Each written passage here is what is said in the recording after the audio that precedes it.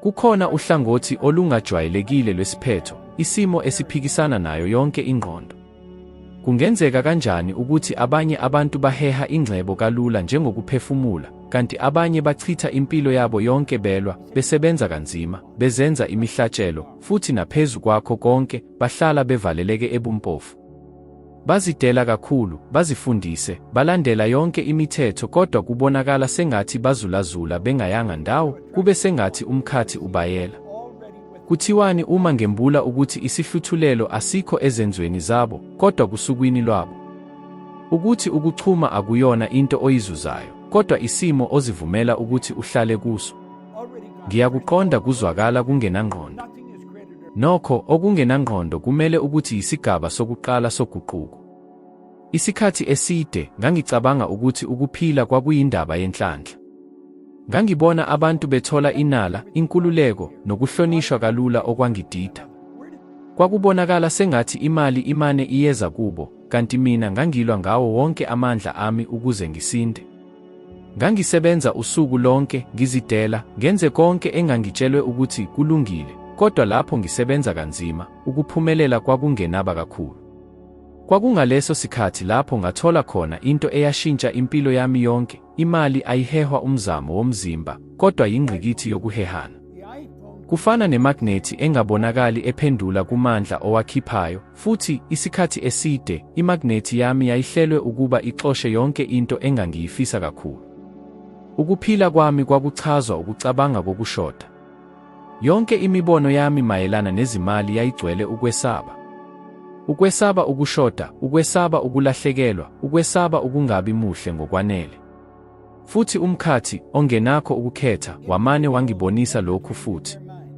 Uma ngikhipha ukukhathazeka, engakuthola kwakuyizizathu ezengeziwe zokukhathazeka. Kulula kodwa kuyabhubhisa, awusoze waheha into oyisabayo.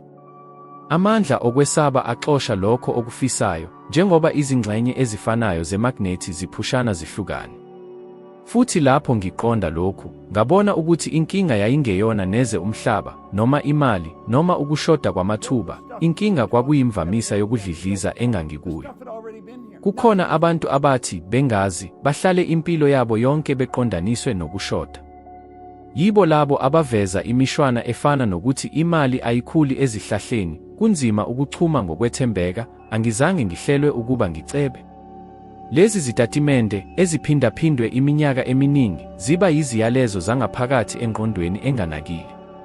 Futhi ingqondo enganakile ayihlukanisi phakathi kweqiniso nenganekwane, imane ilalele. Isebenza njengomsizi othembekile, oqeqeshwe ukukhiqiza lokho okukholelwa kukho kakhulu. Ngokuqhubeka ukukholelwa ukuthi imali iyashoda, ingqondo enganakile iyaqonda, igcine kude. Futhi yilokho kanye ekwenzayo, ngokunemba okungapheli. Nami ngakuzwa lokhu kuboshwa okuyisiyingi. Ngenza imisebenzi yami ngokuzikhandla okukhulu, kodwa izinsiza zezimali zabonakala zishibilika ezandleni zami. Njalo ngenyanga, ngangizithola ngisesimweni esifanayo, ngilwela ukukhokha izikweletu, ngizama ukuhlehlisa izifiso. Ngangicabanga ukuthi kwadingeka ngikhiqize okuningi, ngizame kakhudlwana, ngiyeke okwengeziwe. Nokho, engangikudinga ngempela kwakuyinguquko endleleni yokucabanga. Ngoba ingcebo ayigelezi kubantu abayilwelayo, igelele kubantu abavumelana nayo. Futhi lokho kuvumelana kuqala engqondweni. Ngikhumbula okokuqala ngakuzwa lokhu ngokucacile. Ngangihlezi ngibuka umngane owayebonakala ekhona endaweni ehlukile. Wayengazabalazi kakhulu njengami, kodwa wayebonakala eheha amathuba kalula. Wayekhuluma ngekusasa ngentshiseko, hayi ukwesaba. Wayebona amathuba lapho mina ngangibona kuphela izithiyo. Futhi, ngesinye isikhathi, wangembulela okuthile okwangena kakhulu enhliziyweni yami, uzama ukujaha ingcebo, kanti empeleni, kufanele umane uyivumele ize kuwe. Lokho kwazwakala kungenangqondo ngokuphelele ngaleso sikhathi, kodwa angizange ngikukhohlwe. Ngokuhamba kwesikhathi, ngalibona iqiniso lakho. Ukuvumela ingcebo ize kuwe akusho ukuhlanganisa izingalo zakho ulindele izenzakalo ezingaphezu kwemvelo. Kusho ukuqondanisa ukudlidliza kwakho, imizwa yakho, imvamisa yakho. Kungukuqonda ukuthi imali ingukuphila okugelezayo, hhayi umvuzo okufanele uwuthole ngobuhlungu. Izitshalo azilweli ukuqhakaza.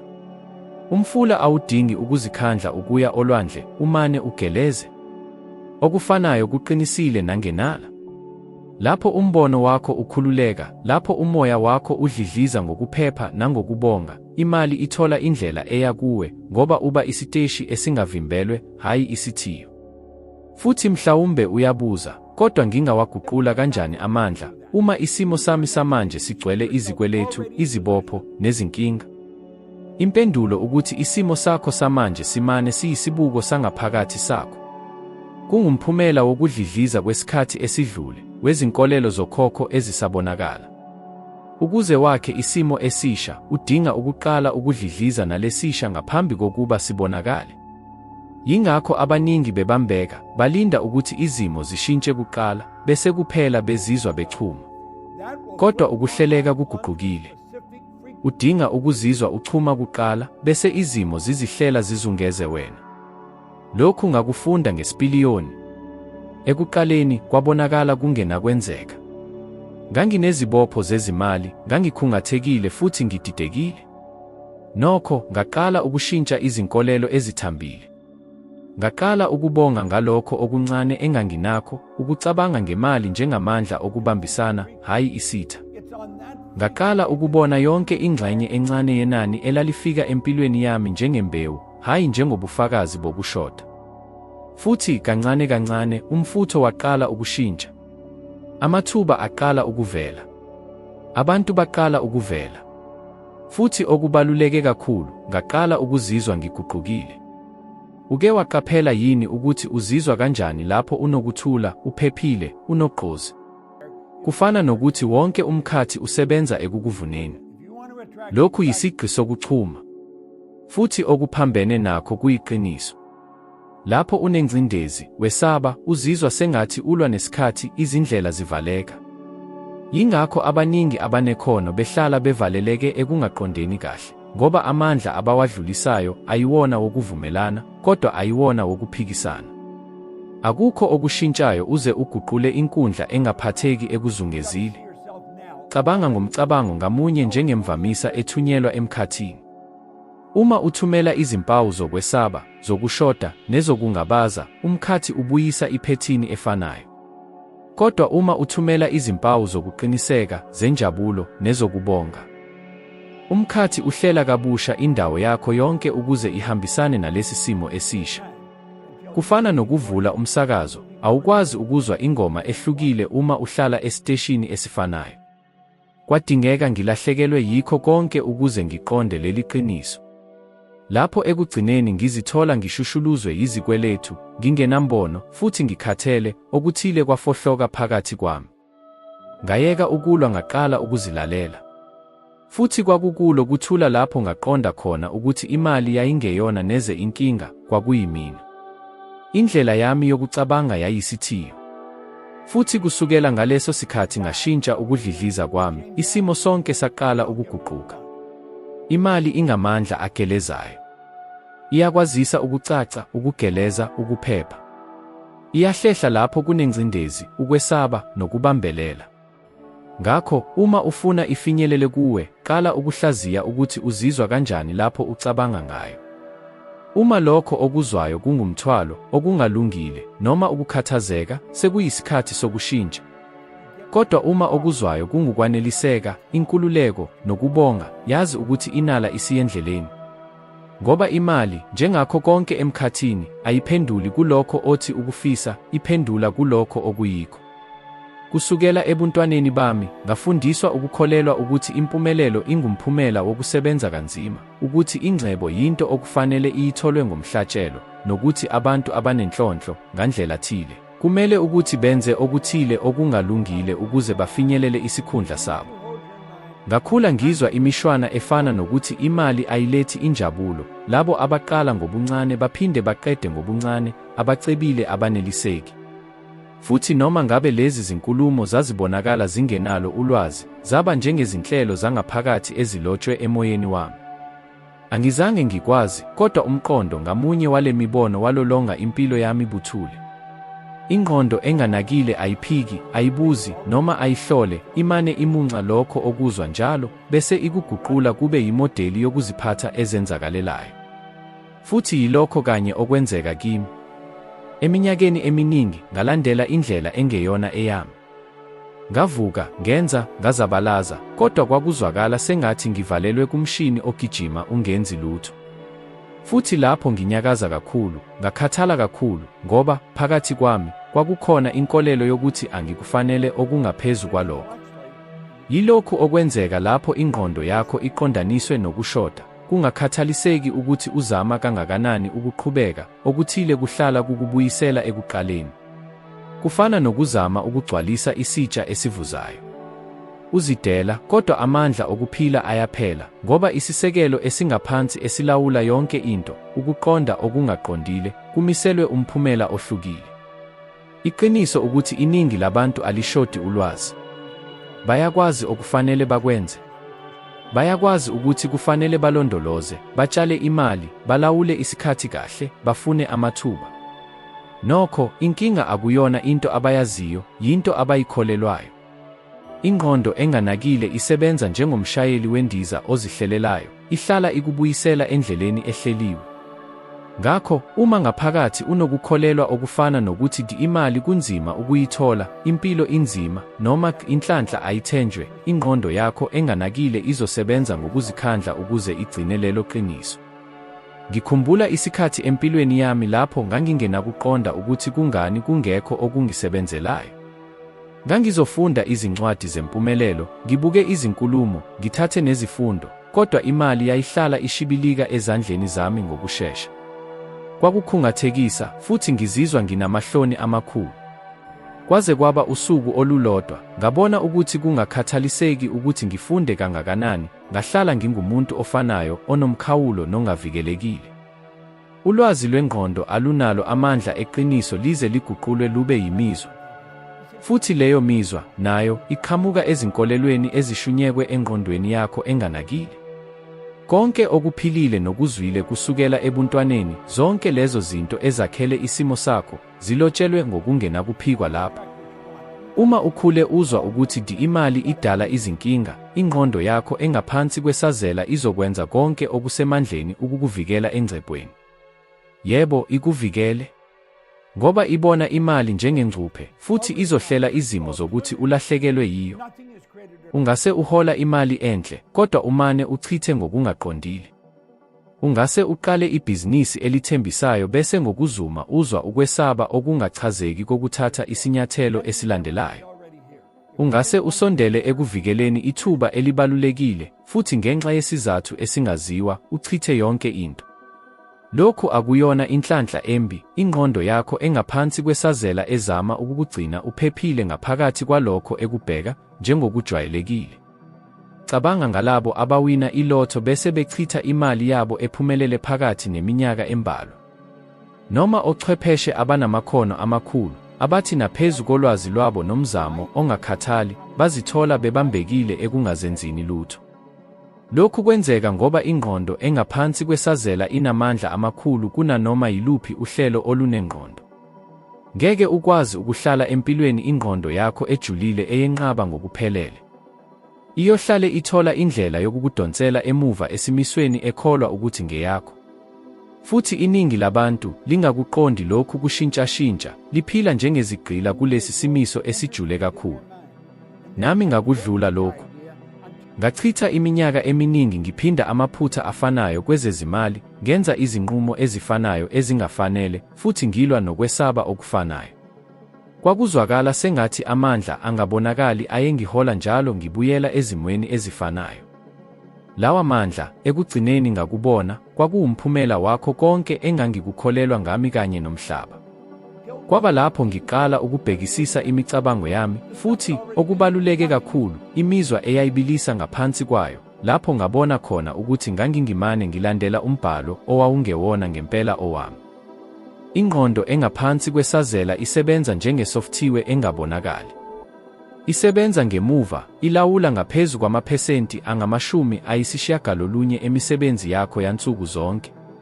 Futhi, njenganoma yiluphi uhlelo lwekhompyutha, Uma ikhodi eyisisekelo yonakele, nomphumela uzoba njalo.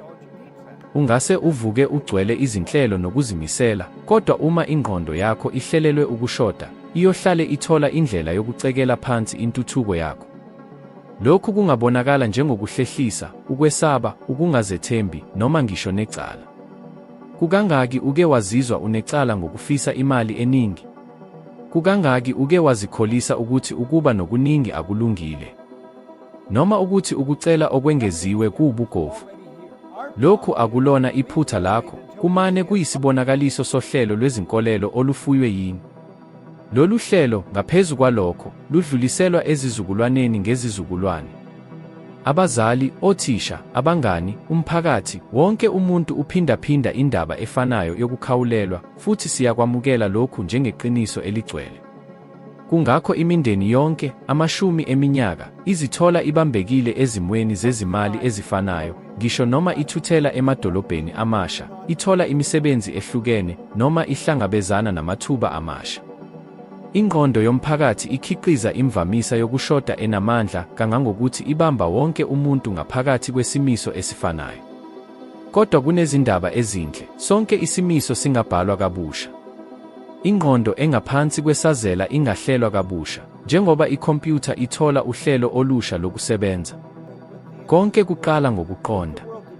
Umzuzu lapho uqonda khona ukuthi impilo yakho ayilawulwa yizimo zangaphandle, kodwa kunalokho izinkolelo ozikhulisa, yonke into iyashintsha. Uyayeka ukuba yisisulu senhlanhla bese uba umbhali wendaba yakho. Isinyathelo sokuqala esibalulekile ukuqaphela lokho okuye kwafakwa ngaphakathi kuwe.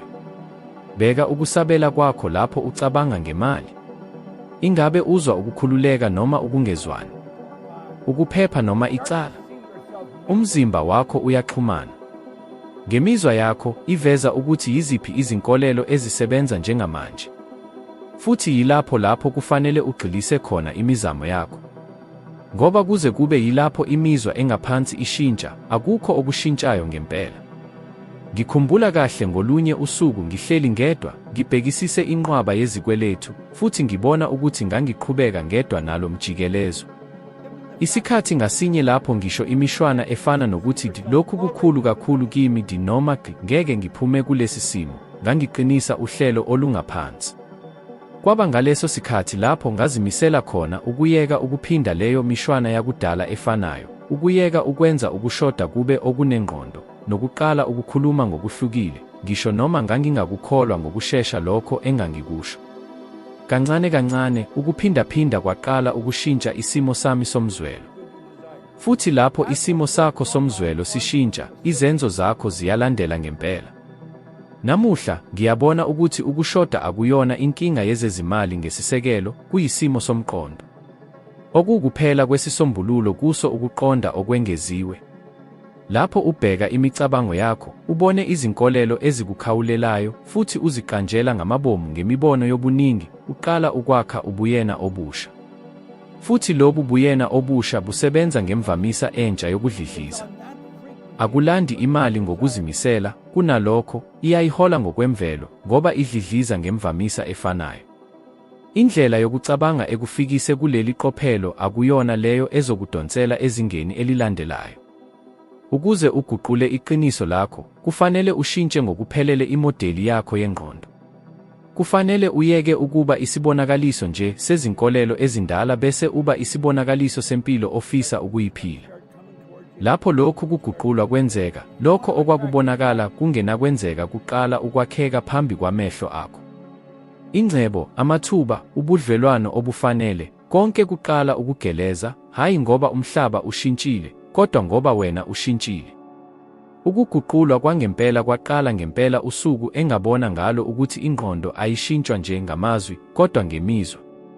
Ngase ngichithe ingxenye enkulu yempilo yami ngikholwa ukuthi uma nje ngifunda ngokwanele, ngifunde izincwadi ezifanele, futhi ngilandela ngokucophelela yonke imiyalo, konke kwakuzohleleka ekugcineni. Nokho, kwakungelona ulwazi olungokwengqondo olwangikhulula. Kwakukuphindaphinda ngokomzwelo. Kwakuwumkhuba ongaguquki wokufaka umuzwa wangempela emazwini engangiwakhuluma, kuze kube yilapho engadlula ekubeni yimishwana nje futhi eba yingxenye ebalulekile yobuyena bami. Ngikhumbula kahle ngilalele amarekhodi ka-Earl Nightingale izikhathi ezingenakubalwa. Izinkulungwane zezikhathi ukuze ngiqonde. Emotweni ezindizeni ekhaya. Abantu babecabanga ukuthi ngangidlula imingcele, kodwa ngangazi ukuthi okuthile okujule kimi kwakudinga ukubhalwa kabusha. Isikhathi ngasinye lapho ngilalela, kwakutshalwa imbewu entsha engqondweni yami engaphansi kwesazela. Lokhu kuphindaphinda kwasebenza njengamanzi enhlabathini evundile yengqondo yami. Ngangikhulisa ngokucophelela isimiso esisha, indaba entsha ngami. Futhi kancane kancane, uhlelo oludala, olwalugcizelela ukuthi ngangingenelanga, ukuthi impumelelo yayenzelwe abanye, ukuthi imali yayingumthwalo osindayo, lwaqala ukulahlekelwa ukubamba kwalo okucindezelayo. Ingqondo engaphansi kwesazela ifunda ngokuyinhloko ngemizwa nokuphindaphinda. Ayiqondi imibono yokulungile noma okungalungile, okungenzeka noma okungenakwenzeka. Imukela nje noma yini ezwakala ngesinqumo esiqinile. Kungakho imemorari yobuntwana ebuhlungu ingaqhubeka ikuthinte amashumi eminyaka kamuva. Ingqondo engaphansi kwesazela ayikuboni ukuthi isigameko sasesikhathini esidlule, iphinda izwe umuzwa sengathi kwenzeka njengamanje. Ngokufanayo, lapho uphinda umqondo omuhle ngomuzwa wangempela, uguqulwa ube yiqiniso elisha engqondweni yakho engaphansi kwesazela. Futhi uma ingqondo engaphansi kwesazela yamukela umqondo njengeqiniso, lowo mqondo ubonakala ngokungenakugwenywa empilweni yakho. Abantu abaningi nokho ekugcineni bayayeka. Bayamemezela, ngiqhubeka ngiphinda iziqinisekiso ezinhle, kodwa akukho okwenzekayo. Futhi kulapho kulele khona imfihlo yangempela. Akuyona nje ukuphindaphinda ngomshini. Kumayelana nokuzwa. Kumayelana nokufaka inhliziyo yakho kulokho okumemezelayo. Uma uqinisekisa ukuthi nginempumelelo, kodwa ngesikhathi esifanayo uzwe ukungabaza, icala, noma ukwesaba, ingqondo yakho engaphansi kwesazela ngeke ikwamukele. Ibhalisa umuzwa, hayi nje amazwi akhulunywayo. Kodwa lapho uqala ngempela ukuzwa, ngisho noma kungokwesikhashana, ukudlidliza kwalokho okukushoyo, lapho uzifaka ngokugcwele ekutheni kungaba njani ukuphila lelo qiniso, okuthile okujulile kuyashintsha ngaphakathi kuwe. Umzimba wakho uyasabela, amandla akho ayaguqulwa, futhi imvamisa entsha iqala ukukhanya. Yilokhu kanye engakwenza. Ngaqala ukuzicabanga ngicaca ngiphila ngendlela ehluke ngokuphelele. Kwakungelona nje ukuphupha, kwakuwukuthi ngizwe. Ngangivala amehlo ami ngizibone ngivele ngiphila impilo engangiyifisa ngempela. Ngazivumela ukuba ngizwe umuzwa ojulile wokuba nenkululeko, ukuphepha, nobuningi. Ngazibona ezindaweni ezihlukene, ngenza izinqumo ezihlukene, ngihlanganyela nabantu abahlukene. Ekuqaleni ingqondo yami enengqondo yamelana, ikuphika njengemicabango eyisiphukuphuku. Kodwa ngaqhubeka. Futhi lapho ngiphinda kakhulu lo mkhuba, kwaqala ukuzwakala kungokwemvelo kakhulu. Ngalinye ilanga, ngabona okuthile okuphawulekayo, umzimba wami wawusabela ngathi lelo qiniso elifiswayo lalingelona nje iphupho. Ngangivuka ngizethemba kakhulu, ngenza izinqumo eziqinile, futhi ngibona amathuba engangiwaphambuke ngaphambili. Kwakungathi ingqondo yami engaphansi kwesazela yayigcine isamukele lesi sithombe sami esisha. Futhi yilapho umhlaba wangaphandle waqala khona ukushintsha ngempela. Amathuba amahle aqaqa ukubonakala, nemiphumela emihle yalandela ngokwemvelo. Lokhu kwakungelona nje ukwenzeka ngengozi, kwakuwukuthuthuka kwemvelo. Ukuzwa kuyindlela eyinhloko yokuxhumana yobuyena bethu bangaphakathi, ingqondo yethu engaphansi kwesazela. Futhi lapho uhlale uveza lo muzwa, indalo iyasabela ngokufanayo. Uke waqaphela ukuthi abantu abaphumelele kakhulu bakhombisa kanjani ukuthula? Abaphili ngokuphelelwa yithemba. Amazwi abo agcwele ukuqiniseka, nezenzo zabo zikhombisa ukuzethemba. Lokhu kwenzeka ngoba isimo sabo somzwelo wangaphakathi sihambisana ngokuphelele nalokho abafisa ukufeza. Abazami ukuzikholisa, sebenamukele inkolelo njengeqiniso. Ukholo lwakhiwe ngendlela efanayo, ngokuphindaphinda okungaguquki komuzwa. Njalo uma uhlangabezana nokuthile ngenkulu imizwa, lowo muzwa ubeka ulwazi olusha engqondweni yakho. Yingakho izigigaba ezibuhlungu kunzima kangaka ukuzinqoba. Kodwa-ke, leyo ndlela efanayo ekwazi ukubangela usizi ingaba futhi umthombo wamandla amakhulu. Kungenzeka ngokuphelele ukusebenzisa lamandla emizwa afanayo ukuze ubhale imiqondo emisha, imiqondo yokuchuma, ukuphepha, nobuningi ebukhoneni bakho. Ngayiqala le nqubo nsuku zonke. Ngangizokhetha isiqiniseko ngisisho ngenkolelo eqotho ngize ngizwe isifuba sami sihambisana neqiniso laso. Ngangizomemezela, ngijabule kakhulu futhi ngibonga kakhulu manje njengoba imali ingifika ngamanani akhula kancane kancane, ngezindlela ezilindelekile nezingalindelekile. Ekuqaleni, kwakuzwakala njengokungathi uchungechunge lwamagama nje. Kodwa-ke, ngemuva kwamasonto ambalwa, kwaqala ukuzwakala kukholakala. Futhi, ngokuhamba kwesikhathi, kwaguquka kwaba into engokwemvelo ngokuphelele. Kwakungaleso sikhathi lapho izinto zaqala khona ukubonakala ngempela empilweni yami. Ingqondo yami engaphansi kokwazi ekugcineni yayikwamukele. Futhi uma ikholwa, indalo ihambisana nokuqinisekisa leyo nkolelo. Kodwa kunengqondo ebalulekile, awukwazi ukushintsha ingqondo engaphansi kokwazi ngokucabanga okunengqondo. Ayiqondi izingxoxo ezinengqondo, izibalo noma izincazelo. Ichuma nemifanekiso ebonakalayo nemizwa. Ngakho, uma ubona into ngeso lengqondo bese uzwa umuzwa ohambisana naleyo ndawo, uchumana ngokuqondile nengqondo yakho engaphansi kokwazi. Futhi isabela ngokukhiqiza ukuziphatha, izimo zengqondo, nezimo ezihambisana nale mijelo emisha yamandla. Ngaqaphela ukuthi iningi labantu lizama ukuletha ushintsho ngaphandle. Balinda umsebenzi ukuba uvele, imali ukuba ifike, isimo ukuba sithuthuke, yingaleso sikhathi-ke lapho bechusha khona ukholo lwabo. Kodwa amandla endalo asebenza ngokuphambene. Kudingeka uqale uzwe, ukholwe, futhi wenze sengathi sekuvele kuyiqiniso. Yilokho okushuna imijelo yakho. Yilokho okuguqula amandla abe indaba ebonakalayo. Cabanga ukuthi kangaki uziphazamisile ngoba, ngaphakathi kuwe, wawungakholwa ukuthi ufanelwe okungcono. Kangaki wenqaba ithuba ngenxa yokwesaba ukwehluleka, noma ngabe wawunamandla anele ngaphezu kokudingeka. Lokhu akusho ukuswela ikhono. Kumane kuyingqondo engaphansi kokwazi esebenza ngezizwa ezindala. Futhi leyo mizwa ishintsha kuphela uma uyifaka esikhundleni semizwa enamandla kakhulu. Ngaqonda ukuthi wonke umuzwa uyumyalo. Ukwesaba kuthumela imiyalo yokuvimbela. Ukubonga kuthumela imiyalo yokwandisa. Intukuthelo ibambeka. Uthando lugeleza. Futhi lapho ngiqala ukuzwa uthando ngalokho engangikwenza, ngemali, ngempilo, ngaqaphela ukuthi konke kwaqala ukungiphendula. Imali yaqala ukuvela ngezindlela ezingalindelekile, abantu baqala ukungifuna, iminyango yaqala ukuvuleka. Hayi ngoba umhlaba wawushintshile, kodwa ngoba ngaguqula imijelo engangixhumana ngayo nawo. Uma ufuna ukuhlela kabusha ingqondo yakho, qala ngokuphindaphinda kwemizwa. Khetha amagama akukhuthazayo, walalele kaningi, uwazwe ngokujulile. Kwenza kube umkhuba wansuku zonke. Ngikholwe ingqondo engaphansi kokwazi ayikwazi ukumelana nokuphikelela kwemizwa.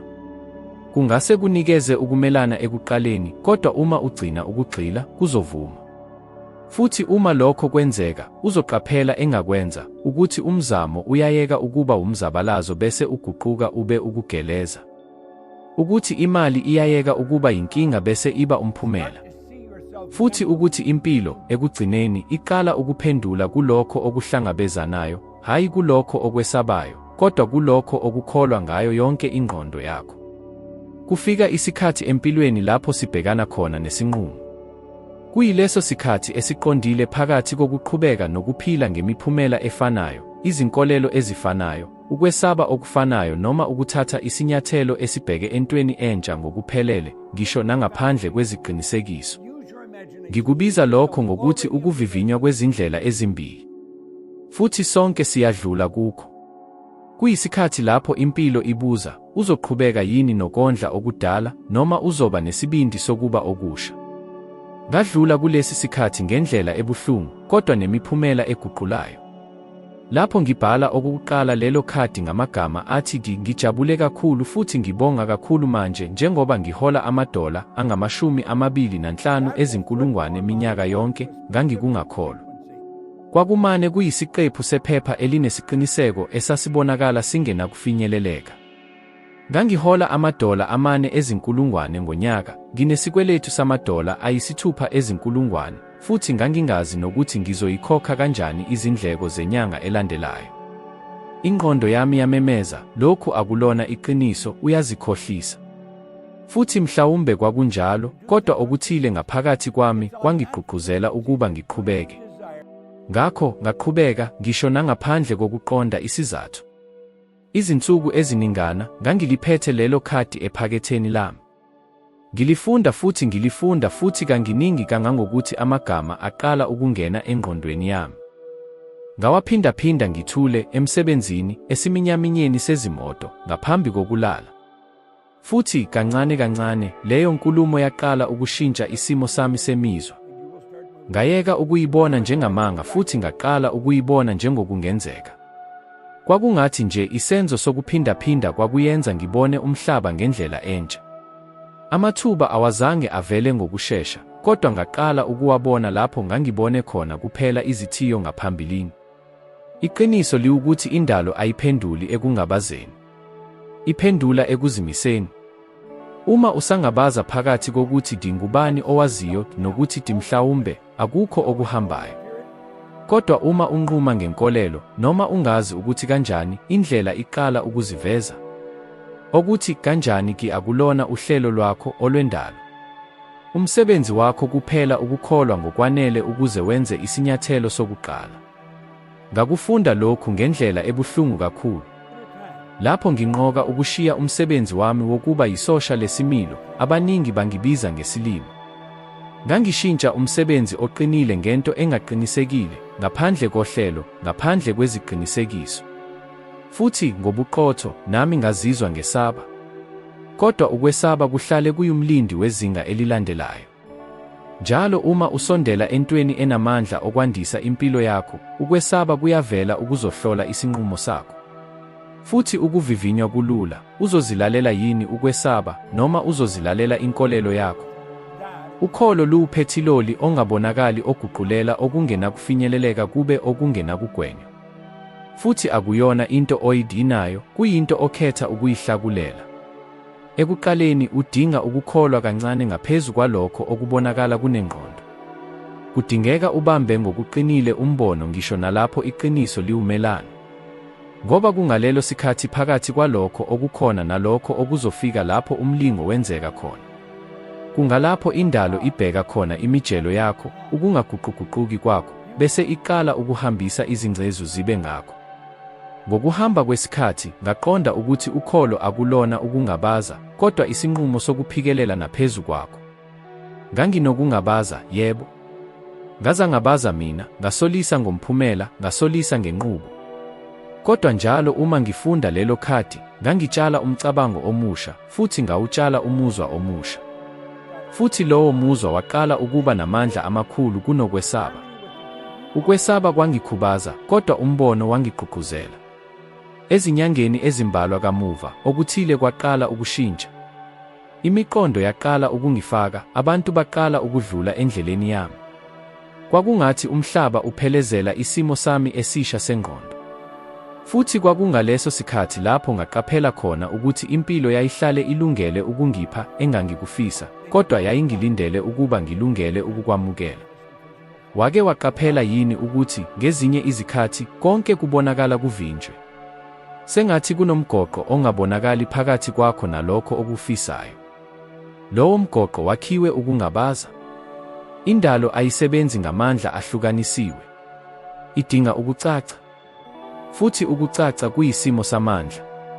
Uma umemezela yilokhu engikufisayo bese ubamba lowo muzwa, indalo iqala ukuhlela ngendlela eqondile. Kodwa uma uthi mhlawumbe ngubani owaziyo, ngelinye ilanga ayikho into engayiphendula.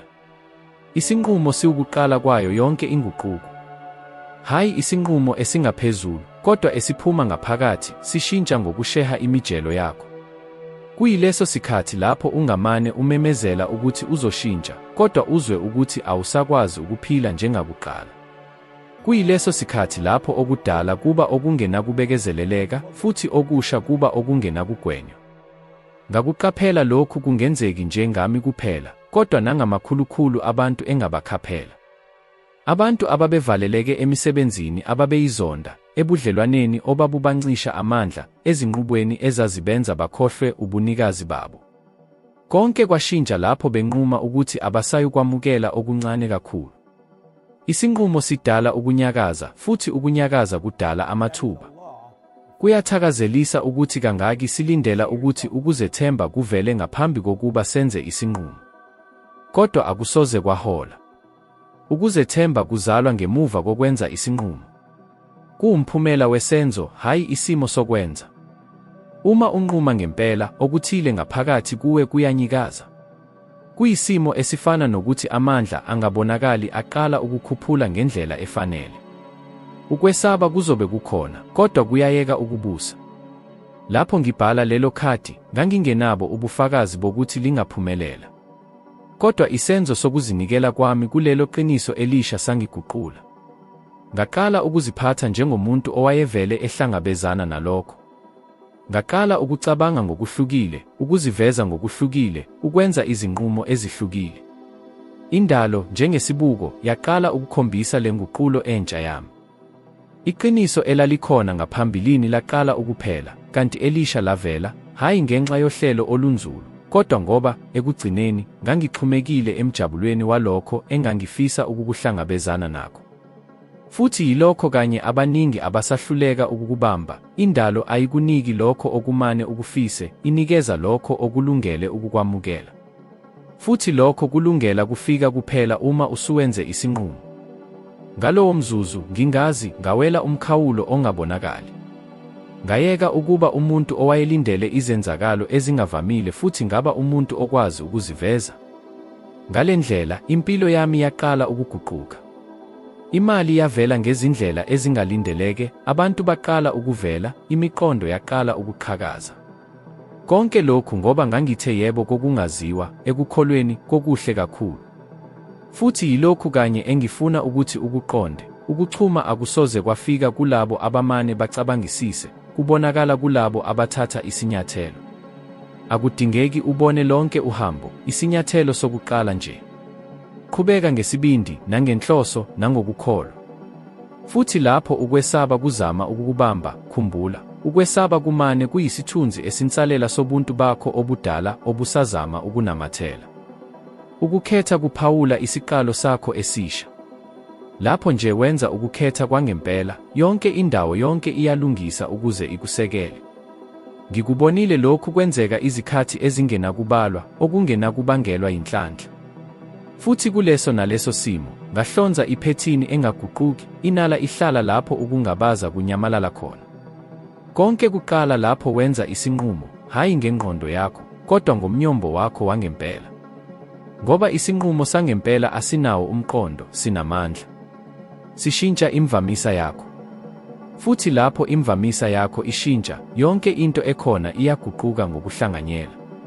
Kwake kwaba khona isikhathi lapho ngangicabanga khona ukuthi ukuze ngithole okuningi, kwakubalulekile ukuqoqa okuningi. Umzamo omningi, imisebenzi eminingi, ubuchwepheshe obuningi, izibopho eziningi, isikhathi esiningi esinikeziwe. Ngaqhubeka ngikholelwa ukuthi impumelelo yayiwumphumela wokwenza okuningi, futhi angizange ngibone ukuthi lobu buningi babuvimbela ukugeleza kwemvelo kwenala. Kwakungenxa yokuzihlanganisa namandla engikubiza ngokuthi isimiso sokungabi nalutho, lapho yonke into yaqala ukuzwakala inengqondo. Indawo yonke isebenza ngokujikeleza, hayi ngokuqoqa. Futhi lapho kungekho lutho, akukho okusha okungenangena. Ngikhumbula indaba eyashintsha ngokuphelele umbono wami ngalokhu. Ngolunye usuku oluthile, ngemuva komhlangano wokucobelelana ngolwazi lapho ngangikhuluma khona ngokubaluleka kokudala indawo yokwamukela ikusasa, ngabuyela ekhaya ngathola ikhishi lami lingenalutho. Izitsha zazikhishiwe. Ngabheka nxa zonke ngabuza, ngididekile, ukuthi kwenzekeni. Omunye wabasizi bami waphendula, Uthe ukuze okusha kuvele, sidinga ukwenza indawo. Ngakho, sikhiphe yonke into esingayithandi. Ngathula isikhashana. Ngabe sengiqashuka uhleko. Babe uqondile kahle umyalezo wami. Ngaleso sikhathi, ngabona ukuthi inkolelombono yokungabi nalutho yayingesona nje isingathekiso esingokomoya, kwakuyisimiso sangempela, esibonakalayo, nesisebenzayo. Indawo yonke ayikubekezeleli ukungabi nalutho. Noma ngabe kuvela iphuzu lokuvuleka, ijwayele ukuligcwalisa. Futhi uma ufisa okuthile okusha kungene empilweni yakho, kubalulekile, okokuqala, ukuhlanza indawo yakho. Nokho, yilapha iningi labantu likhuba khona. Basho ukuthi bafisa isipiliyoni esisha, kodwa babambelela kulokho okungasabasizi. Bafisa ubuhlobo obusha bothando, kodwa bahlala beboshelwe ngokomzwelo kubuhlobo bangaphambilini. Bafuna inala, kodwa banemizwa yokuzisola nezinkolelo ezibenza bazizwe bengafanele. Bafisa ukuvuthuka, kodwa abakwazi ukuzikhipha kulokho okubasiza. Iqiniso liwukuthi induduzo nokukhula akuhlangani. Esinye njalo sifuna ukuthi esinye sishiwe. Ngaqonda ukuthi isenzo sokudala indawo yokwamukela sidlula nje ukususa izinto ezindala. Kuyinqubo yangaphakathi yokuzikhipha ngokomzwelo, ngokomqondo, nangokudlidlizela. Kusho ukuzihlolisisa ukuze ubone konke okungasahambisani nobuntu owakha. Lokhu kungabandakanya inkolelo, iphethini yokuziphatha, ubuhlobo, umkhuba, noma ngisho nombono wokuthi uzibheka ungowubani. Futhi lapho unesibindi sokudedela, sokuvumela okudala kuhambe, kenzeka okumangalisayo, okusha kuqala ukuvela ngendlela ecishe ibe eyisimangaliso. Ngikhumbula icala lowesifazane oyedwa owahambela omunye wemihlangano yami. Wangitshela ukuthi iminyaka eminingi wazama ukubiza inala, kodwa ngesizathu esithile, wayengakwazi ukugcina izinsiza zezimali. Ngambuza, yini ohambweni lwakho lwamanje emele okudala, lokho okungasenalusizo? Wahluleka isikhashana wacabanga wabe esephendula, mhlawumbe umsebenzi wami. Ngiyawuzonda, kodwa ngiyesaba ukuwushiya. Ngathi, bese uqala ngokudala indawo yokwamukela. Akubalulekile ukuyeka yonke into manje, kodwa yakha ukuvuleka kokusha, hlela izimali zakho, ulungiselele ushintsho, themba ukuthi okuthile okungcono kuyakulindele. Ngemuva kwezinyanga ezimbalwa, wangithumelela umyalezo engazisa ukuthi kwakuvele ithuba elisha, livela lapho ayengalilindele khona. Wayethola imali engenayo ephakeme, waziva enentshisekelo. Kwashintsha ini? Wavula indawo. Lesi simiso asinasizotha, kodwa siqinile, akukho okusha okungangena esitsheni esigcwele. Futhi ngaleso sizathu, isinyathelo sokuqala esibheke enala siqukethe ukulahla. Lokhu kusho ukukhulula lokho okucindezelayo, okukuvimbela, okudonsa amandla akho ngaphandle kokukunika amandla. Kungaba indawo egcwele izinto ezingadingekile, ubungane obunobuthi, indlela yokuphila engenanjongo. Konke okungasabonisi umuntu obuya kuba nguye kugcwalisa isikhala salokho ofisa ngempela ukukuzwa. Ngaqala ukusebenzisa lesi simiso kuzo zonke izindawo zokuphila kwami. Njalo lapho ngibona isithiyo, nganginokucaca kokuthi kwakuyisikhathi sokwakha ukuvuleka. Ngakhipha lokho engangingasakusebenzisi, ngaphetha izibopho ezazilahlekelwe yinjongo yazo, ngazikhipha ezimweni ezazidonsa amandla ami. Futhi njalo indawo yonke yayihlale iphendula. Ngezinye izikhathi kwavela umqondo omusha, ngezinye izikhathi ubizo, umuntu, ithuba. Kwakunikeza umbono wethuba, kodwa kwakungenjalo. Kwakukugeleza kwemvelo kwempilo okuzivuselela. Ngokuqhubeka ubambelele ngokuqinile kulokho osekuzifezile injongo yayo, indawo yonke ihumusha ukuthi awukakulungeli okusha. Ayahluleli, ivele isabele kumvamisa wakho. Futhi uma ukudlidlizela kwakho kungokunamathela ngokweqile, ukwesaba, nokushoda, ayikwazi ukuveza ukwanda, ukuzimela, nenala. Amandla adinga ukunyakaza, futhi lokhu kwenzeka kuphela lapho udedela. Ukuzikhipha akusho ukuzincisha, kusho ukulungiselela ukwamukela. Cabanga ngesihlahla. Njalo ngesizini yekwindla, silahla amaqabunga aso angaphambilini. Hayi ngenxa yokwenqaba, kodwa ngokwazi ukuthi ngaphandle kwesenzo esinjalo, amaqabunga amasha ngeke ahlume. Into efanayo yenzeka kithi. Ngokuqhubeka sithwala okwedlule, asikwenzi isikhala sokuqhakaza kwekusasa. Ngenxa yalokho, inala luhambo lokudedela nokwamukela. Awubizi lokho okufisayo, uheha lokho onamandla okuqukatha. Amandla ezinsiza zezimali asebenza ngokufanayo. Awakuthandi ukunganyakazi. Imali iqhubeka lapho kunamandla, lapho kunenjongo, lapho kunokukhululeka. Ngalesi sizathu, abantu abasebenzisa imali ngokwaneliseka, abafaka isandla, abenza utshalomali ngokuzethemba, bajwayele ukuqoqa okwengeziwe. Bagcina ukugeleza kusebenza. Ngokuphambene nalokho, labo abagcina imali ngokwesaba, ababambelela ngokuqinile kuyonke imali, bagcina bevimbela amandla okwamukela. Imali, njengomoya, idinga ukujikeleza. Ngibonile abantu belahlekelwa yiyo yonke impahla yabo futhi, esikhathini esifushane esalandelayo, bakhe kabusha ingcebo yabo kusukela ekuqaleni. Futhi ngibonile abanye abangazange balokothele ukudedela noma yini, bahlala bemi endaweni efanayo iminyaka eminingi. Umehluko ulele ekuzimiseleni ukuthembela ekugelezeni. Lapho wenza ukuvuleka, indawo yonke ikuqonda lokhu njengokubonakaliswa kokukholwa. Kunjengokungathi umemezela, ngikholelwa ukuthi kukhona okukhulu okuzayo. Futhi njalo iyakunikeza. Nokho, kukhona okukhethekile okubalulekile, ukudala indawo yokwamukela akusona isenzo esingenzi lutho. Kuyisinqumo esinqunyiwe. Kuhlanganisa ukuzihlolisisa nokuzibuza, yini ekuphileni kwami kwamanje engasahambisani nomuntu engifisa ukuba nguye? Futhi ngemuva kwalokho ukwenza. Kungase kube ukuhlanza indawo ethile, kungase kube ukuqeda ubudlelwano, kungase kube ukuthethelela omunye. Ukungabi nalutho akumeleli umgodi wokuncishwa, kodwa kunalokho umhlabathi ovundile wokwakheka. Konke okufisayo kulindele ukuhlala endaweni ongenalo isibindi sokuyiveza okwamanje. Okokuqala lapho ngakuqonda khona lokhu ngokujulile, umuzwa wawungokukhululeka. Ngaqaphela ukuthi kwakungadingekile ukuphoqa noma yini.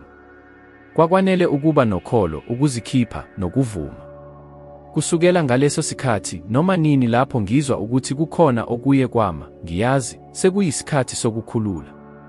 Futhi lapho ngikhulula, ukugeleza kuziveza kabusha. Izinsiza zezimali zibuye zivele, imiqondo iphume, ubuhlakani buphinde buvele. Indawo yonke ibonisa ubuhle, kodwa ihlonipha isimiso semikhawulo. Ayiphazamisi, iyasabela.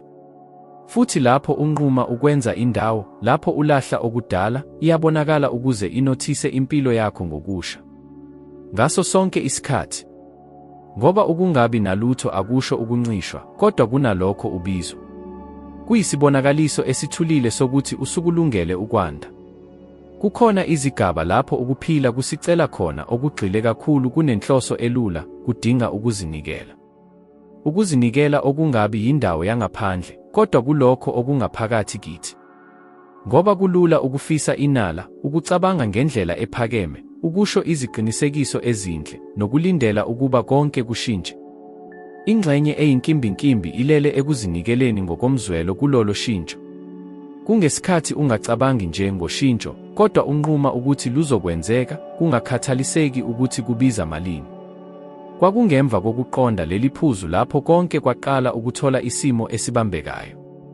Ngikhumbula isikhathi lapho ngangizitshela khona ukuthi ngifuna ukuphumelela, nokho izenzo zami nemizwa yami kwakungahambisani nalelo fiso. Ngaqhubeka ngithi ngifuna izinsiza zezimali eziningi, kodwa ngangisazibona nginecala lokuzifisa. Ngamemezela ukuthi ngifuna inala, kodwa ngangiphila ngigxile ekwesabeni, ekukhathazekeni, nasekungabazeni. Futhi indawo yonke ayiphenduli kulokho okushoyo ngomlomo, iphendula kulokho okuzwayo.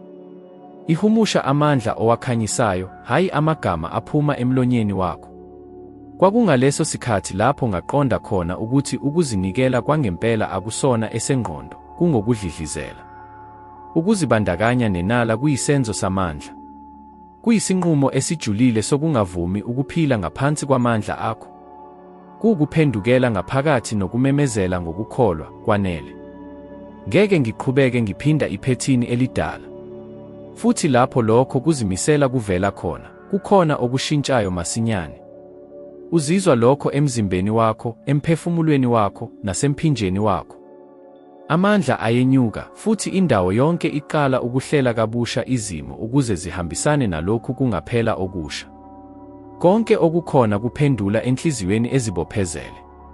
Kodwa-ke, ukuzinikela akuyona nje inkulumo ekhuthazayo, kudinga isenzo. Luhlobo lwesinqumo esingadingi ihlombe, ngoba luthule, lungolwakho, kodwa alugugi. Luhlobo lwesinqumo osenza lapho kungekho muntu obukile, futhi usalugcinile. Kulapho uvuka ekuseni ngisho ungenaso isifiso, lapho ukhetha ukukholwa ngisho ungenabo ubufakazi, lapho uqhubekela esinyathelweni esilandelayo ngisho ungaboni indlela yonke. Futhi ngaso sonke isikhathi wenza lokhu, uthumela umyalezo owodwa ocacile endaweni yonke, ngikulungele.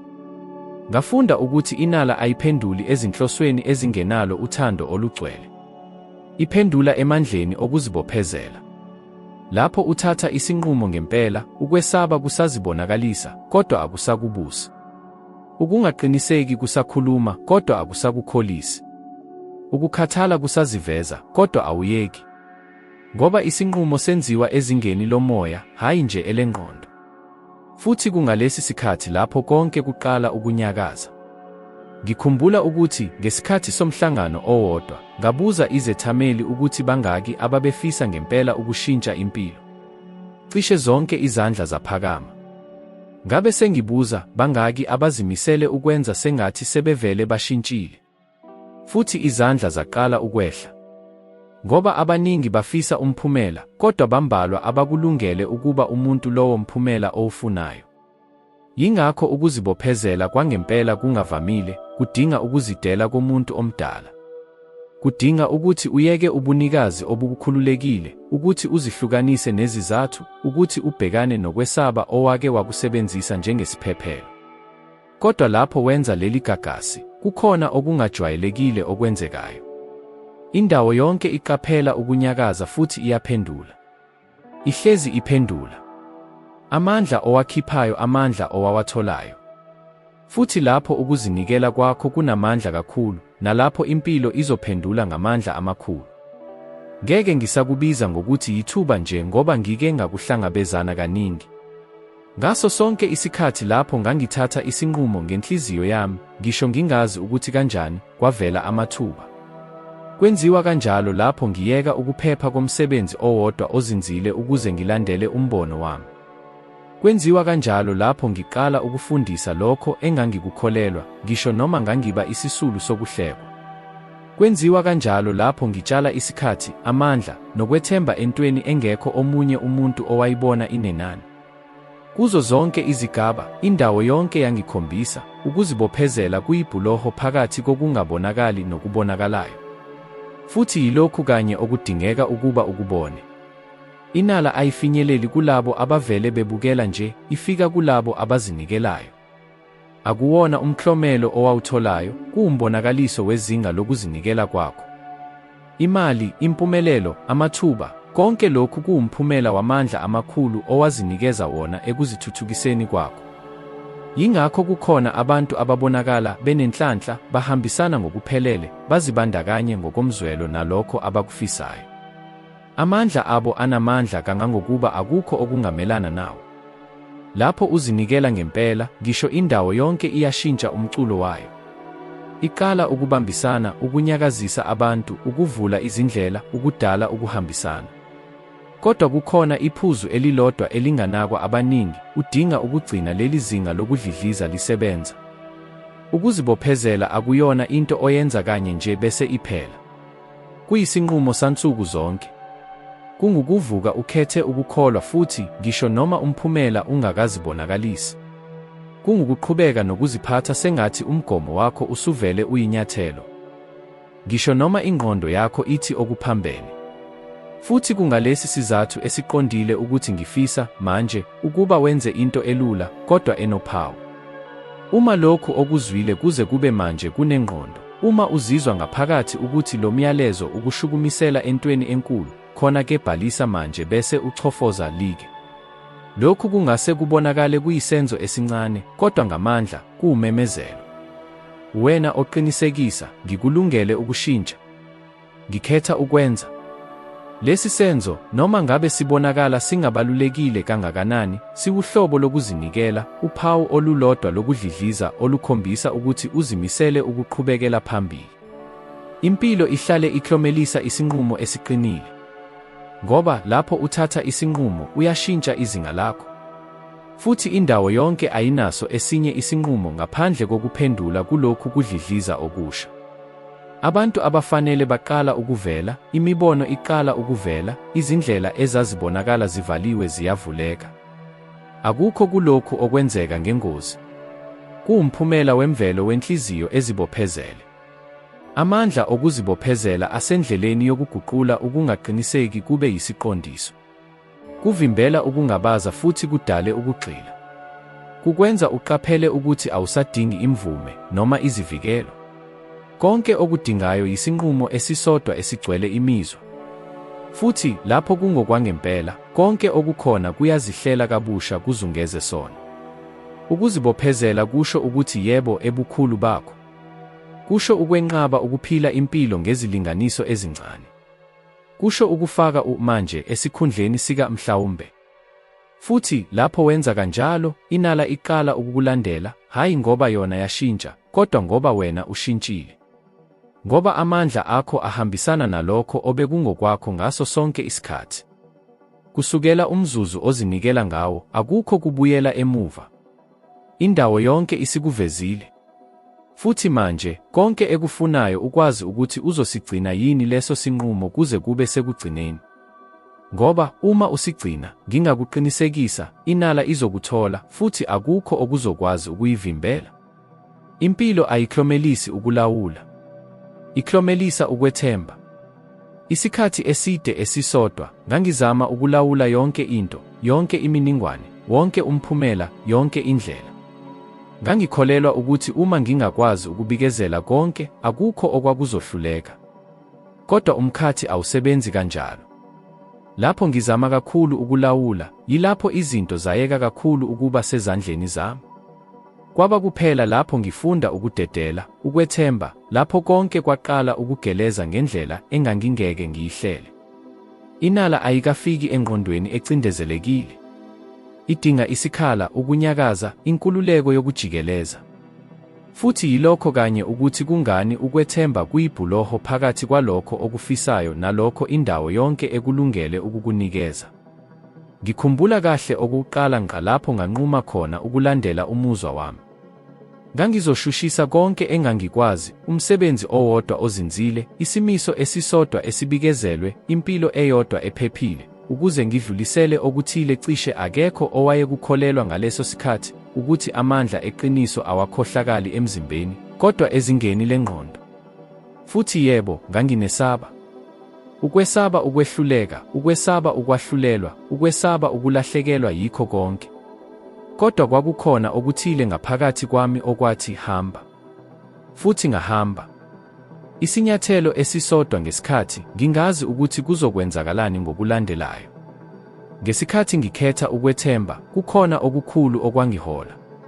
Abantu abafanele bavela, amathuba avuka, iminyango yavuleka.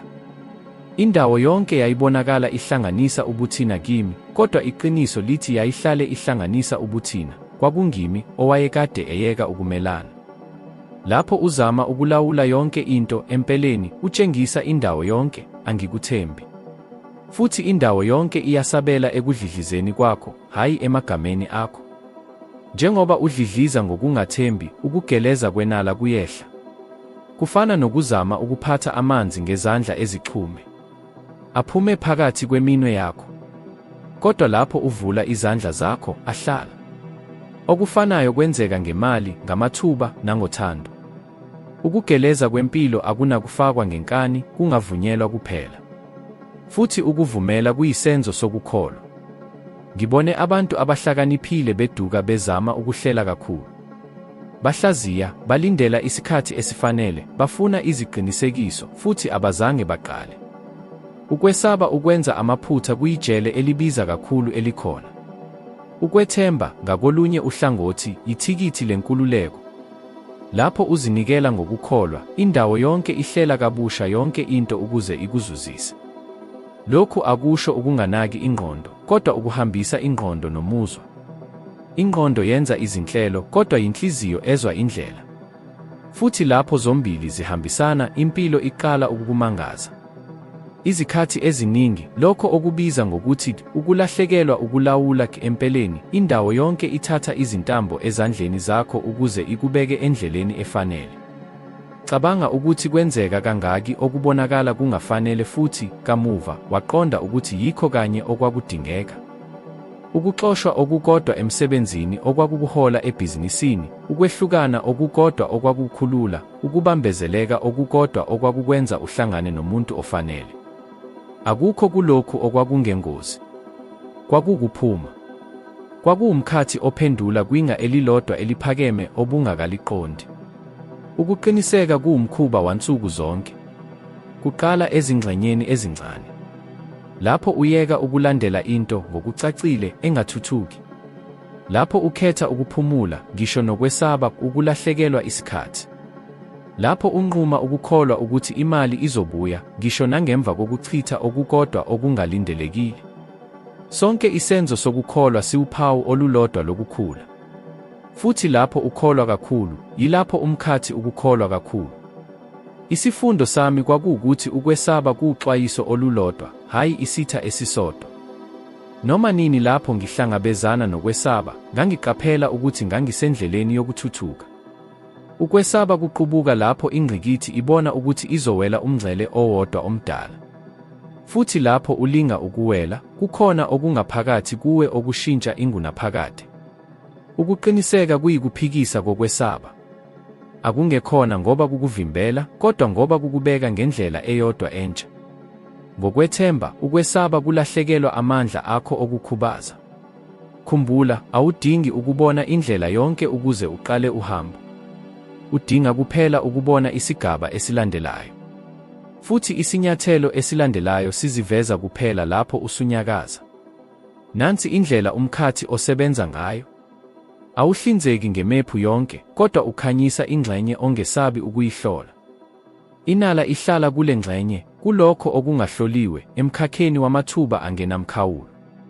Ngalesi sizathu, lapho udedela ukulawula, izigameko ziqala ukuvela ngendlela emangalisayo. Abantu abafanele bavela, imiqondo iyahluma, izixazululo ezingalindelekile ziyavela. Akuyona nje ithuba. Kungukuhambisana. Ukuba khona akuzame ukukujezisa, kunalokho, kuhlose ukukwandisa. Nokho, kungakuqondisa kuphela ngokude kangangokuba ukholo lwakho luyakwazi ukufinyelela khona. Futhi lapho ukholwa kakhulu, kulapho kukuqhubekisela khona kude kakhulu. Ukulawula kuwumzamo wobugovu wokunamathisa kulokho osekukwazi. Ukukholwa kuwukuzimisela komoya ukuveza okungazi imingcele. Khetha ukukholwa. Ngisho nalapho kungekho okubonakala kunengqondo. Ngisho nalapho ukwesaba kukhuluma kakhulu. Ngoba kungaleso sikhathi esiqondile lapho umbulunga ulungele ukukhombisa ukuthi wawuhlale uwazi umgwaqo, nokuthi konke owake wakufisa kwase kuza kuwe, kulindele kuphela isenzo sakho esilula, kodwa esinamandla amakhulu kakhulu, ukuvuma. Ngikumema ukuthi uzame umzamo omfushane nami. Namuhla kusihlwa, ngaphambi kokulala, thatha ikhadi, ucezu nje lwephepha, ubhale kulo ibinzana elizocala ukuhlela kabusha ngokuphelele ingqondo yakho engaphansi. Bhala lokhu, ngizizwa ngijabule kakhulu futhi ngibonga manje ukuthi izinsiza zezimali zigeleza kimi ngamanani akhulayo, zivela emithonjeni engenakubalwa ngokuqhubekayo. Kubonakala kulula, akunjalo? Kodwa kulula nje lapho amandla ehlezi khona. Lokhu kukumenyezelwa kokuvuma, ukuxhumana okuqondile nombulunga wokuthi usulungele ukwamukela lokho owakuvikela ngaphambili. Phinda leli binzana lapho uvuka nangaphambi kokulala, izinsuku eziyisikhombisa ezilandelanayo. Futhi ungalisho nje, lizwe. Zizwe sengathi sekuvele kuyiqiniso. Cabangela uvula isitatimende sakho sasebhange ubona amanani akhuphukayo. Cabanga ukhokha izikweletu zakho ngokuthula, usiza abanye, ujabulela impilo ngaphandle kokuzisola. Zizwe ukuthula, ukubonga, nesiqiniseko sokuthi konke kuhamba ngendlela ekufanele. Lapho uzwa umbulunga uyaqonda. Ngoba awusabeli emazwini, usabela ekudlidlizeni. Futhi umuzwa yifrequency yangempela kakhulu ekhona. Ekuqaleni ingqondo yakho ingamemezela, lokhu kuwubuwula, lokhu akulona iqiniso. Futhi lokho kulungile ngokuphelele. Ingqondo engaphansi imelana nokusha ngoba iye yafundiswa ukugcina kulokho okujwayelekile. Kodwa uma uphikelela, uma uphinda ngemizwa, okuthile kuqala ukushintsha. Uzoqaphela izimpawu ezingabonakali kalula, umuntu ekunikeza ithuba, umcabango ovela lapho kungekho lutho, isamba semali esingalindelekile esivelayo. Lokhu kuyizimpendulo zokuqala zombulunga efrequency yakho entsha. Ungakubona njengokuqondana, kodwa akunjalo. Kuwukuqala kohambo lwamanje. Yisimiso esifanayo esenza imbewu iqabule inhlabathi ize iyofuna ukukhanya. Uhlala umqondo omusha engqondweni yakho, futhi uzokhula uma uwunakekela njalo. Isihluthulelo ukugcina lelo zizwa. Ngaphandle kwemizwa, amagama angamagagasi nje omsindo. Nokho, lapho efakwe imizwa, aguquka abe umyalo wamandla. Kufana nokushuna umsakazo. Uma umuzwa wakho ungokubonga nenala, uxhuma efrequency yokuxhuma. Uma umuzwa wakho ungokungabaza nokuswelakala, uxhuma efrequency yokulinganiselwa. Umbulunga alingabhekisi gala. Libuyisela kuphela lokho okukhiphayo. Kulo lonke lolu hlelo, izithiyo zingenzeka zivele, izindleko ezingalindelekile, izinto ezincane ezicasulayo, iziphazamiso ezifuna ukuphambukisa ukunaka kwakho. Kuyiphethini esele ikhona ezama ukusinda. Into ebalulekile ukungavumi ukunqotshwa. Hlala uqine ngisho noma ngokujulile ungenaso isiqiniseko esigcwele. Ngoba ukuphinda ngakunye kudala uqhekeko esihlangu sengqondo esidala. Futhi lapho leso sakhiwo sidilika, iphethini entsha izimisela ngamandla aphelele. Ngakufakazela lokhu mathupha. Ekuqaleni, umeluleki wami wangiyalela ukuba ngibhale phansi inhloso yemali engenayo edlula kude noma yini engake ngayicabanga, ngangikungabaza. Wangicela ukuba ngibhale, ngijabule kakhulu futhi ngibonga manje ukuthi ngithola amadola angama-25,000 ezinkulungwane minyaka yonke. Ngangikweletha, ngizuzisa ingxenye encane kakhulu yalokho, futhi ngiyavuma ukuthi ngangikubheka njengobuwula. Naphezu kwalokho, ngakubhala. Ngakufunda ngokuzwakalayo nsuku zonke. Ngezinye izikhathi, ngakufunda ngokwesaba. Ngezikhathi ezithile, ngezinyembezi. Kodwa ngaphikelela. Futhi kwenzeka okuthile. Umzimba wami wasabela ngendlela ehlukile. Ngaqala ukuziphatha njengomuntu obaluleke kakhulu, ukucabanga ngesibindi esengeziwe, ukunquma ngokuqiniseka okukhulu. Ngaphandle kokubona, ngaqala ukuziqondanisa naleli qiniso elisha. Ngokushesha, konke kwashintsha. Yilokhu okwenzekayo lapho wamukela isimemo sokuvuma. Uyayeka ukudlidliza efrequency yokuswelakala bese uqala ukudlidliza efrequency yokubonakala. Futhi umbulunga usabela ngokungenakuphutha kulokhu. Abantu bayavela, imiqondo iyavela, izindlela ziyavuleka. Kungenxa yokuthi ubukhona babulindele nje yebo yakho ukuba buqale ukukusebenzela. Futhi nasi isici esibalulekile, ungakwenzi lokhu ngenxa yezinsiza zemali kuphela. Kwenze ukushintsha isimo sakho sangaphakathi. Imali imane iyisibuko. Impumelelo yangempela kuguqulwa kwemibono yakho. Lapho uzwa ngempela ukubonga ngaphambi kokuba okuthile kubonakale, umbulunga uyaqonda ukuthi usuvele ukutholile. Futhi uma usuvele ukutholile, kunokukodwa kuphela okungenzeka, ukuletha okusele. Ezinsukwini eziyisikhombisa ezilandelayo, phinda isitatimende sakho. Ekuseni, ebusuku, nanoma nini lapho ukhumbula khona. Rekhoda izwi lakho elimemezela amagama ulalele ngenkathi uhamba, ngenkathi usebenza, ngisho nangenkathi ulele. Lokhu kuzongena engqondweni yakho engaphansi lapho amandla akho okucabanga angasebenzi. Futhi qaphela okwenzekayo. Naka ukuthi amandla akho ashintsha kanjani, ukuthi abantu basondela kuwe kanjani ngendlela ehlukile, ukuthi izimo ziqala kanjani ukuvela. Lokhu akuyona inhlanhla, ukuvumelana. Futhi khumbula, awuzami ukuncenga umbulunga. Uzoncenga wena ukuthi ufanelwe yilokho osekungokwakho ngelungelo lakho lemvelo.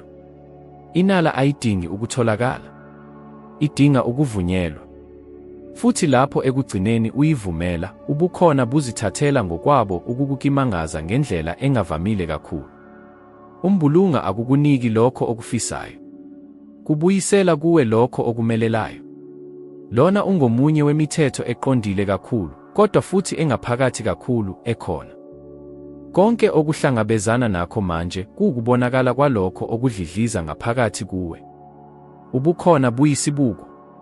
Futhi isibuko asahluleli, asicabangi, asikhethi. Simane sibonisa. Lapho uvuka ngemizwa yokubonga, umbulunga ukukhombisa izizathu ezengeziwe zokubonga. Lapho uvuka ucasukile, umbulunga uthola izizathu ezengeziwe zokucasuka kwakho. Akukho ukukhetha, akukho ukungalingani. Kunokuhambisana nje kokudlidliza. Cabanga ngalokhu, uma uhlala imbewu kalamula, awukwazi ukulindela ukuvuna ama-aphula. Okufanayo kusebenza emicabangweni. Uma usakaza ukwesaba, ukuzisola, nokuswelakala, uvuna izimo eziqinisa leyo mizwa. Kodwa uma uhlakulela uthando, isiqiniseko, nenala, uvuna ngaphandle kokungabaza okuhlangenwe nakho okubonisa lokhu. Abaningi bakholwa ukuthi basabela ezimweni, kodwa empeleni basabela emandleni abo. Futhi kuze kube yilapho bekuqonda lokhu, bahlala bevaleleke ephethinini ephindaphindayo, behlose ukushintsha indawo, kanti okudinga ukuguqulwa isithombe abasikhiphayo. Isikhathi eside, nami ngawela kuleli gojo. Ngakhononda ngokuntuleka kwemali, ngenhlanhla yabanye, nangamathuba ayengalokothi avele. Ngamemezela ukuthi ngifuna ukuqhubeka, kodwa amandla engangiwakhipha kwakuwukudumazeka nokungakholwa. Kwakufana nokuzama ukushuna esiteshini esisodwa uzwe esinye. Ngangicela okuthile, kodwa ngidlizela okuphambene nalokho. Futhi umbulunga, njengokuvama, wangibuyisela lokho kanye engangikukhipha. Kwathi lapho ngibona ukuthi ubukhona buyisibuko, yonke imishini yashintsha. Ngayeka ukuncenga, ngaqala ukuzwa. Ngaqala ukuziphatha sengathi sekuvele kungokwami. Ngaqala ukubonga ngaphambi kokuthola. Futhi kancane kancane isibuko sabonisa lesi sithombe esisha. Abantu baqala ukungiphatha ngendlela ehlukile. Amathuba amahle avela kalula. Izinsiza zezimali zaqala ukuhamba ngokuzenzakalelayo. Futhi ngaqonda ukuthi akuyona inhlanhla, kwakuwukuvumelana. Wake waqaphela ukuthi abantu abakhala njalo kubonakala sengathi babiza izizathu ezengeziwe zokukhala kanjani. Bathi akukho okuphumelelayo, futhi ngempela akukho okuphumelelayo. Baphinda izinkolelo zabo. Kungenxa yokuthi umbulunga usabela, kuyaqondakala, lokho kuyisiqiniseko sakho, ngakho yilokho engizokunikeza khona. Ngakolunye uhlangothi, kunalabo abakhipha ukuthula. Bahlala bethola okuthile okuhle okungakukhipha, ngisho nalapho bebhekene nezinselelo. Futhi ngokumangazayo, ubukhona babo buhlala buqondisa, sengathi amandla angabonakali abasekela. Lokhu akuyona inhlanhla. Kukubonisa kwemfudeleko abayikhethile ukuyigcina. Umbulunga awukhulumisani ngamagama, kodwa ngemizwa. Lokho okuzwakala ngaphakathi yilokho okubonakalayo. Kungenzeka ukumemezela, ngifisa ukuchuma, kodwa uma umphefumulo ugcine ukukhathazeka, ukwesaba, noma ukuswelakala, ukudlidliza okugcwele kungokuswelakala, hayi inala. Futhi isibuko sobukhona sibonisa lokhu ngokunemba. Ngalesi sizathu, isenzo nje sokubonga, ngisho nangaphambi kokubona, sinamandla amakhulu kakhulu. Ngokubonga ngaphambi kwesikhathi, ubikela umhlaba wonke, ngibeka ukholo lwami. Futhi ukholo lumele omunye wamandla akhangayo kakhulu akhona. Inguquko ecishe ibe eyimfihlakalo yenzeka lapho umuntu eshintsha isimo sakhe sangaphakathi. Yonke indawo iqala ukusabela. Kubonakala sengathi umhlaba, owawubonakala uqinile futhi uphikisayo, uqala ukuthamba. Abantu abanomusa bayavela endleleni yakho. Imiqondo iyavela ngesikhathi esifanele. Izingqinamba zixazululeka ngezindlela ezimangazayo. Lokhu akusona isimangaliso, kodwa ukukuhambisana kokudlidliza. Uqala ukuzivumelanisa nalokho okufisayo futhi umbulunga umane ubuyisela lokho kuvumelana. Zama ukuqapha imicabango yakho kulo lonke uhambo lwakho lwansuku zonke. Kukangaki uzithola ucabanga, angilokothi ngikufeze, lokhu kuyinkimbinkimbi, izimo azilokothi zishintshe. Lezo zinkulumo ziyimbewu, futhi ngayinye yazo irekhodwa ingqondo yakho nombulunga. Ziguqule ngamabomu. Memezela, konke kuhlangana ngendlela engivumayo, izimo ziya ngokuya ziba lula, okungcono kakhulu kuseza. Ekuqaleni kungase kubonakale kungelona iqiniso. Nokho, ngokuhamba kwesikhathi, ingqondo yakho engaphansi izoqala ukwamukela leli qiniso elisha. Futhi njengoba usukwenza kube yingxenye yakho, indalo iyaphendula. Ukuphila kunjengesibuko esinezinhlangothi ezimbili.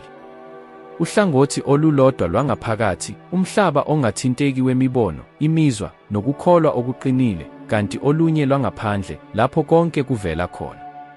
Ukuzama ukushintsha okungaphandle ngaphandle kokushintsha okungaphakathi kunjengokucwengisa isithombe esisesibukweni ngaphandle kokuthinta ubuso baso. Akusebenzi. Ukuguqulwa kwangempela kufanele kuqhakaze kusukela enhliziyweni kuya ngaphandle.